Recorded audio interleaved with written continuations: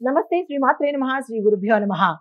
July నెల 25 2025 శుక్రవారం రోజు అనగా ఈ రోజు నుంచి మనకి శ్రావణ మాసం మొదలవుతుంది. అత్యంత శుభప్రదమైన మాసం మనకి ప్రారంభమవుతోంది.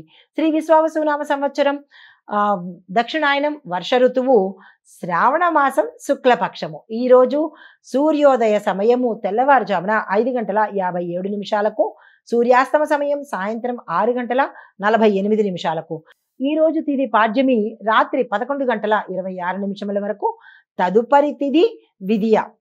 నక్షత్రం పుష్యమి నక్షత్రం సాయంత్రం 4:02 వరకు. తదుపరి ఆశ్లేష నక్షత్ర ప్రవేశము. వర్జము తెల్లవారుజామున 4:43 నుంచి ఉదయం 6:18 వరకు.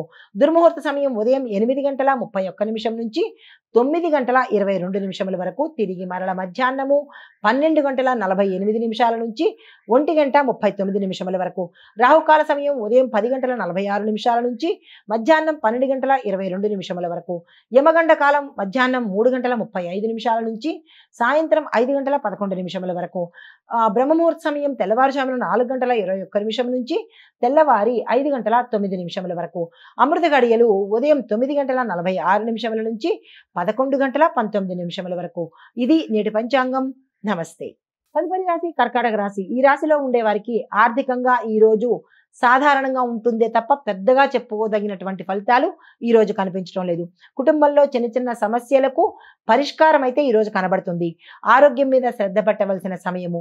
మీకు చెప్పదగిన పరిహారము లక్ష్మీ అమ్మవారి స్తోత్ర పారాయణ చేయడంతో పాటు ఈ రోజు అమ్మవారిని తెల్లని పువ్వులతో పాలను నైవేద్యం పెట్టినట్టయితే కనుక మంచి ఫలితాలు పొందుతారు. తదుపరి రాశి సింహరాశి.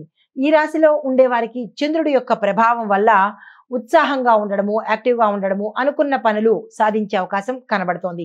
ప్రముఖులతో పరిచయాలు ఏర్పడతాయి. ఆ పరిచయాలు ఉత్తరోత్తర వీరికి లాభాలు తెచ్చిపెట్టడం కానీ లేదా అంటే ఆ పరిచయాల వల్ల వీరికి మంచి జరిగే అవకాశాలు ఎక్కువగా కనబడుతున్నాయి. మీకు చెప్పదగిన పరిహారము గోమయంతో దీపారాధన చేసి లక్ష్మీ అమ్మవారికి కనుక తెల్లని పదార్థాలతో అనగా పాయసం కానీ పాలు కానీ వీటిని నైవేద్యం పెట్టినట్టయితే సానుకూలమైన ఫలితాలు పొందుతారు. నమస్తే. తదుపరి రాశి కన్యా రాశి. ఈ రాశిలో ఉండే వారికి ఉద్యోగంలో అభివృద్ధి కనబడడంతో పాటు వ్యాపారంలో మంచి అవకాశాలు రావడము, విద్యార్థులకు విజయయోగము కలిగే అవకాశం ఇక్కడ ఎక్కువగా కనబడుతోంది. అయితే మీకు చెప్పదగిన పరిహారము లక్ష్మీ అమ్మవారికి తులసితోనూ పసుపుతోనూ పూజ చేసుకున్నట్టయితే కనుక విశేషమైన ఫలితాలు గోచరిస్తున్నాయి. నమస్తే.